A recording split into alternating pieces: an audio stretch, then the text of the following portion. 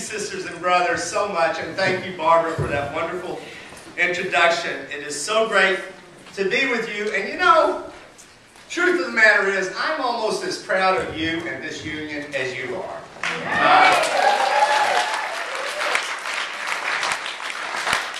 One of the highlights of my life as an organizer and activist for social justice and a union organizer and community organizer is the fact that you invited me here last year when you birthed this great union.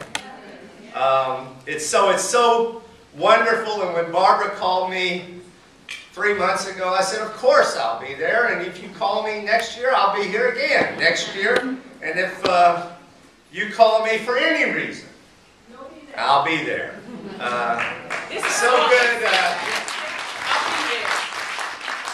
So good to see so many great friends who we've been through so much together these last 4 or 5 years, and so many struggles together.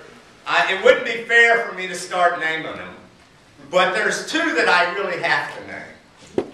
Just because of the hours on the phone, and the trips back and forth to New York that they made and I made, and all the ups and downs and thises and that's of everybody who's not treated you with justice, and all we've done together to get you through that and to help create a space where you could create this beautiful, wonderful, now national union. And so I can't make this talk without acknowledging both of my dear sisters, Barbara Crane and Lorraine Seidel.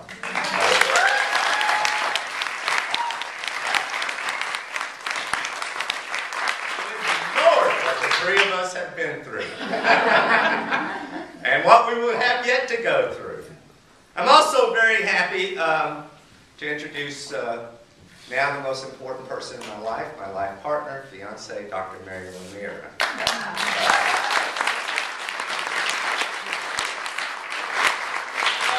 Mary and I have known one another since she was 13 and I was 14, and she was my now passed on sister's best friend. So I helped raise her and then decided 41 years later. So if it doesn't work out, it's my fault. I'm so happy for NFN. So happy that you in this room are strong enough to hold on to your unions in spite of all kinds of trauma and pain and struggle and wickedness from other people. And then to go out and birth this new national union. A democratic union, a nurse-run union, nurse-led union, a union that believes in its members and believes in democracy and believes in the goodness of nurses to change people's lives and to help us change this country.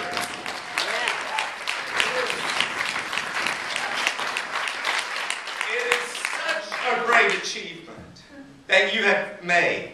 Such a great achievement. I can't say that about my life.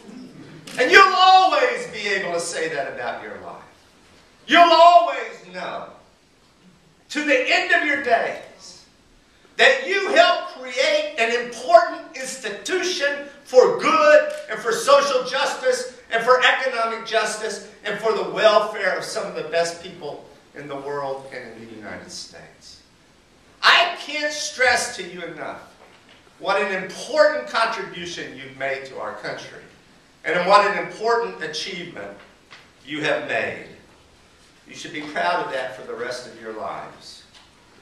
I'm proud, so proud of you for taking up violence in your workplaces at this labor academy. Violence and what your union can do. And you probably know more about what your union can do, but I'm going to offer some things because that's what they asked me to talk about. So I'm going to offer some things and maybe shed some new light on some things. The first thing any union can do to curb violence or mitigate violence or secure better safety and health for nurses or any workers is to give you and all workers voice. To combine individual voices or individual cries in the night into one strong collective voice that cannot be ignored. One strong collective voice that must be heard. One strong collective voice that the boss has to hear, whether she or he ever wants to hear.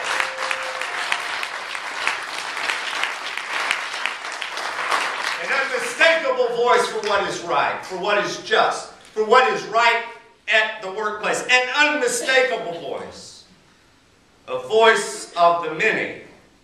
To turn a small individual voice, as I said, a cry in the night, into a loud collective voice, to make our concerns and our welfare a priority for the boss. Our concerns, our welfare a priority for the boss, even if she or he doesn't want to hear it and wouldn't want to prioritize it, to give us voice. The second most important thing our unions do and can do to combat violence at the work site is to give us power. Because after we raise our voices, then we have to build our power and wield our power. That's what a union is. Some of us...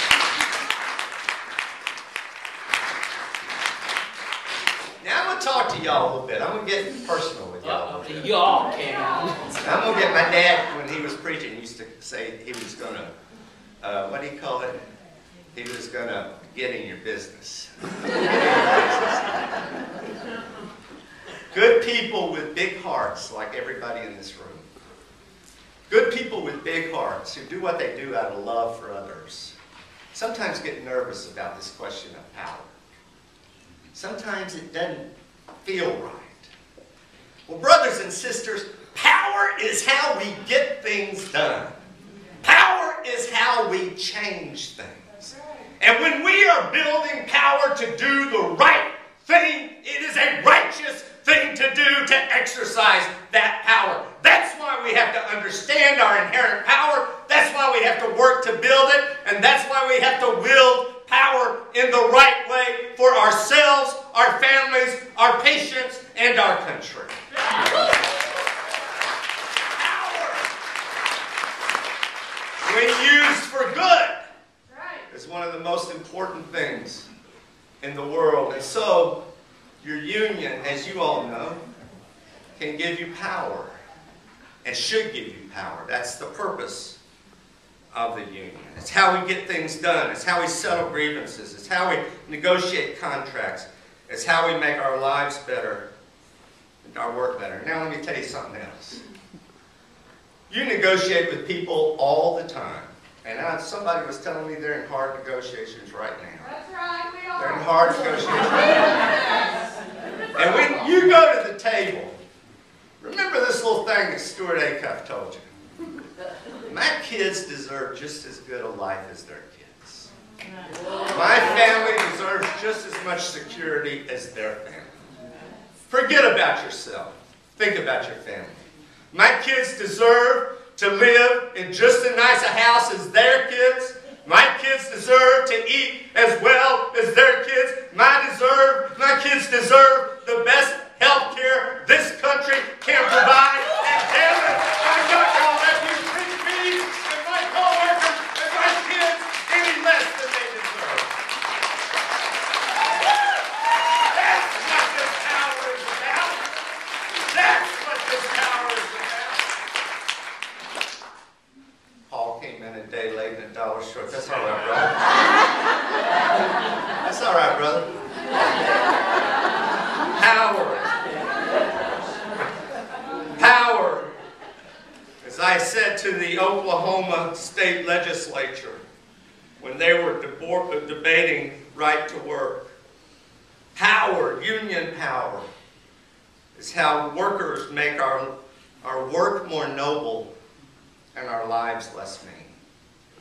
What do we want? Samuel Gompers said it 100 years ago. You know, we want more schoolhouses and less jails. We want more leisure and less vice. We want our kids to have more than we've had. We want a better country and a stronger country and a more just country. We want everybody to be treated fairly. truth of the matter is, my sisters and brothers, everybody's not going to be treated fairly if somebody like you doesn't stand up. Everybody in this room has broad shoulders. Everybody, and I don't mean that literally, I mean it figuratively.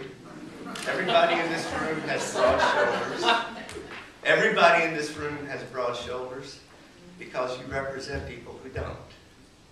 And yet they have to be carried because they're part of your building power. And they deserve what you're trying to create and give. Workers in America have no power without unions. No power without unions. There is nobody else for workers in terms of nobody else. So unions give us collective power, the only power that workers have. The third thing our union can do to combat violence is bargain and negotiate for solutions. Now, you all know about your workplace, and you know what you need. You know it much better than I do. I've got a couple of ideas. I've been around healthcare a long time, public and private. I got a couple of ideas, but you know what you need. My point is just to say, take it to the table. Take it to the table. Have a picket line about it. Have a rally about it. Exercise your power to demand that your life is as important as anybody's life. Because when we're combating violence in the workplace, that's what it comes down to.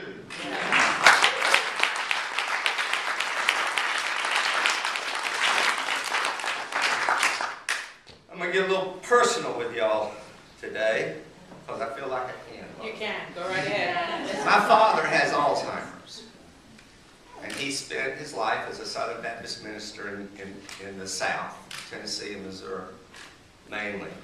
He now lives in an assisted living place in rural Tennessee, a wonderful place. They don't provide nursing care, but they, just help him live. Make sure he takes his medications, make sure he knows what day it is, make sure he knows that I'm Stewart, my brother is Steve. He gets all the grandkids confused, but that's okay. He lives close to where he spent all his life, close to where my brother lives. Point of this, though, is a couple of years ago, in the very early stages of his Alzheimer's, I brought him to Washington for a last lucid visit with my kids. One day we took him to a nice restaurant downtown. At the end of the meal, he went to the bathroom, and I didn't think to go with him. My fault. And on his way, he got confused, and he turned the wrong way, and he fell down 15 stairs. Now, you can complain about public employees all you want to, but within 3 minutes, there was a police car, a fire truck, and an ambulance for one little old man. And they were the kindest, most wonderful people I've ever seen. They took him to George Washington Hospital. They were joking with him on the way and trying to calm him down on the way. And when we got to George Washington, they put him in ICU, of course. They didn't know how badly he'd damaged himself, and he hadn't hurt himself badly. He had to spend 3 days in the hospital. Nothing was broken, though. And we spent hours in the ICU. While there, they brought in, just on the other side of the curtain, a wild, crazy, drunk, probably very high patient. A man who was out of his mind. And there were 3 nurses and 2 doctors trying to sedate this man, trying to calm him down so that they could treat him and likely save his life. Doctors and nurses wrestled with him for what seemed like an eternity. And I remember thinking, why is it only doctors and nurses in there wrestling with this man? Why isn't there somebody from security? Why isn't there somebody this is their job to assist with this man? Not to treat him, but to keep the other people safe. It shouldn't be a nurse's job to wrestle with a madman. Right? Unless they're married to him. Unless they're married to him. That's another kind of wrestling.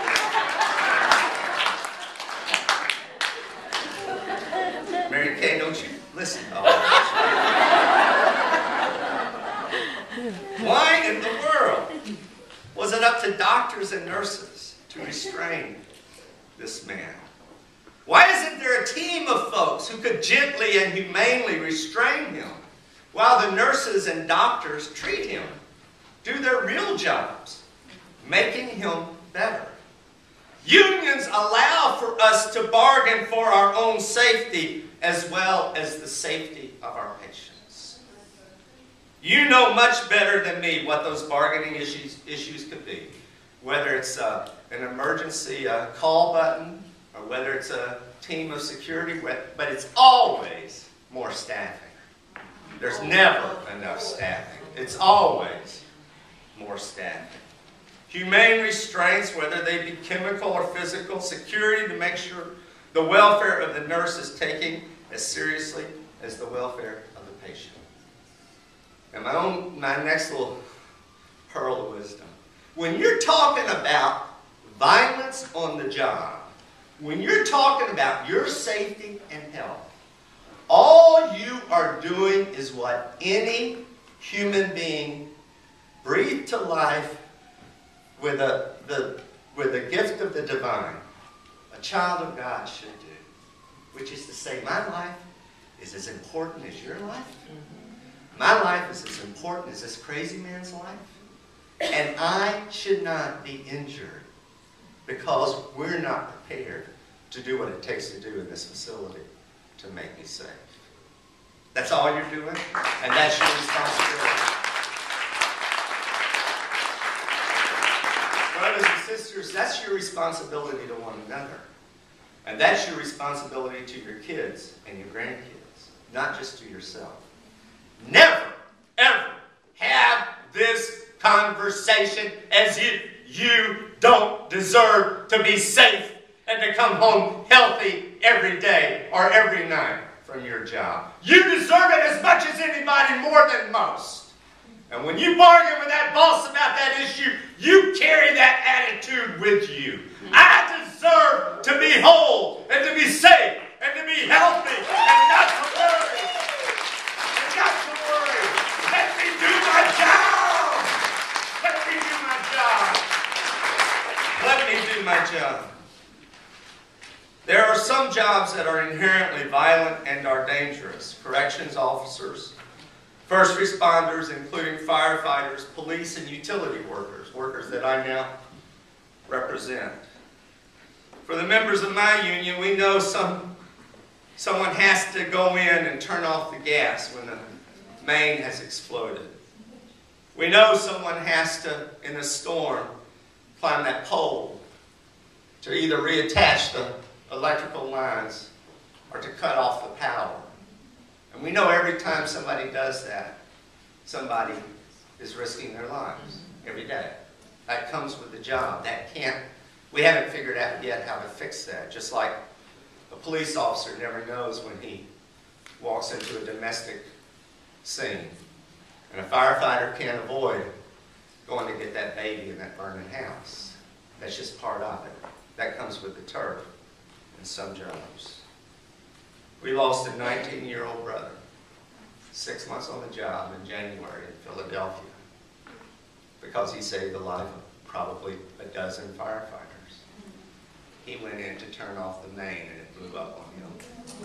Blew him to heaven and blew all of his co-workers, the 4 people working with him, to the hospital for years of facial surgery and skin grafts and all that goes with being horribly burned in an explosion. That can't be helped. That's not what you signed up for, though, brothers and sisters. You signed up to be the one who fixes it. You signed up to be the one who cures it. You signed up to be the one who assists it. You signed up to be the one who holds the hand of people dying or in danger of death or in pain. And God loved you for doing it. You're some of the most important people in this country, some of the most important people in the world. And don't ever forget that you are entitled to as much dignity and respect. You're entitled to as good a life. You're entitled to all the riches that this country has to offer as much as any other human being. And in fact, as leaders of this union, it is your responsibility to demand those things for your members and for yourselves and for your families. We have got, sometimes death or injury is inevitable. But we have got to get this country back to a place where we know and understand the injury or death of any worker is a tragedy. And the preventing of death, or the preventable injury or death is criminal. Don Blankenship, who owned Massey Energy, which owned Upper Big Branch Mine, where 22 miners were killed. He ought to be sitting in jail right now. And his ass ought to rot in jail. That's right. Instead, he got a $5 million severance check to walk away for killing 22 miners. Everyone at that mine knew the dust levels were too high in that mine, knew the coal dust was too high, and that any moment it could explode. Folks, that's criminal. And we have to get our country back, and you play a huge role in this, our country back to a place where we understand that that's criminal. Preventable death or injury on the job is criminal. Criminal. And that's the attitude you have to take. I know something about this. Lorraine, on November 17, 1994, a 64-year-old school teacher in rural West Tennessee, 6 months till retirement, had a massive heart attack in her classroom while teaching. She'd spent her whole life teaching. 18 hours later, on November 18, she passed on. Her name is Martha Merle Stewart Acuff. She's my mother. 6 months before retirement. My brothers and sisters, that is inexcusable in this country of such great wealth and power. That is inexcusable. And it touches all of our lives. When you think of it, we've all lost somebody to a workplace injury or death. Two things would have saved her. One, universal, comprehensive, single-payer health care.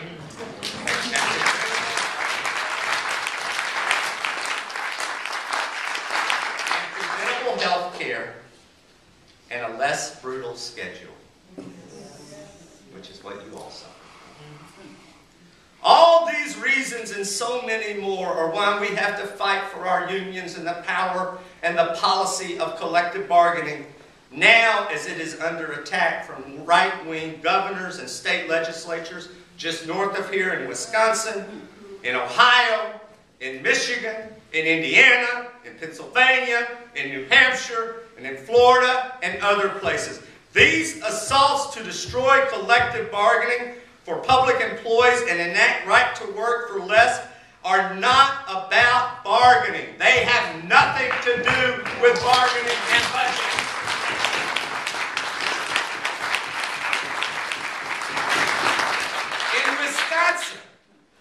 In Wisconsin, the unions had all, to a union, agreed on the cuts the governor asked for. And still, he illegally, in secret, in the dark of the night, convened, at 8 o'clock at night, convened the state senate, not in the open hall, but in a private room in his office to vote to kill collective bargaining. One of the meanest acts in the history of this country. My brothers and sisters, let me tell you, they're not going to get away with it. They're not going to kill our labor movement. They're not going to kill collective bargaining. But they want to, and they want to bad. And they want to because people like the Koch brothers, who own so much of this country. And yes, and the people at the Cato Institute, and the people at the American Enterprise Institute know that the only thing standing between corporate domination of this country and just walking on people like you and me is this labor movement. That's the only thing in the way. And if they can destroy us, they can run this country with all the meanness and wickedness and evil that they want to. My brothers and sisters, we're in a serious fight in this country. Serious fight for our lives, for our unions, for collective bargaining, and for freedom and democracy. You see, when the governor of a state like Wisconsin breaks 3 laws to pass an evil bill, that's a threat to democracy, brothers and sisters. That's a threat to democracy. And when the governor of Ohio, John Kasich, does everything he can. Oh, I'm sorry, I pronounced it wrong. It's John K. Sucks.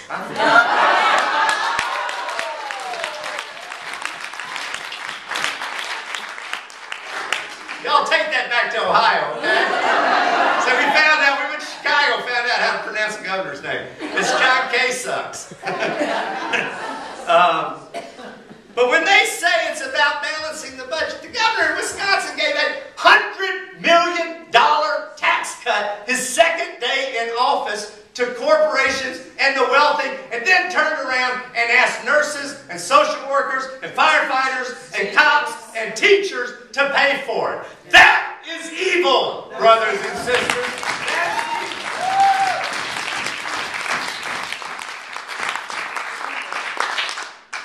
These assaults are about nothing less than silencing the voice of workers and destroying the collective power of workers. I'm going to finish with this.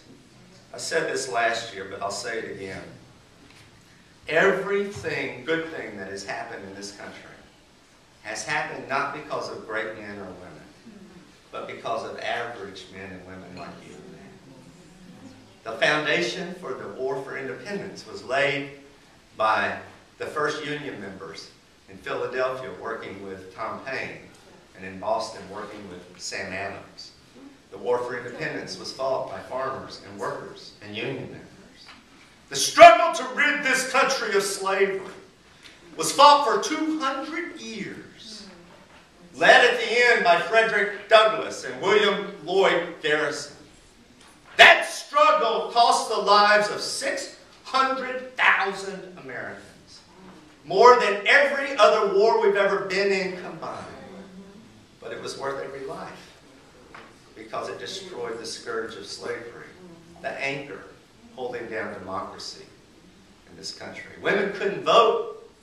They couldn't vote to vote, so they marched behind Elizabeth Cady Stanton and Susan B. Anthony. They marched and marched and marched for decades until they won the right to vote.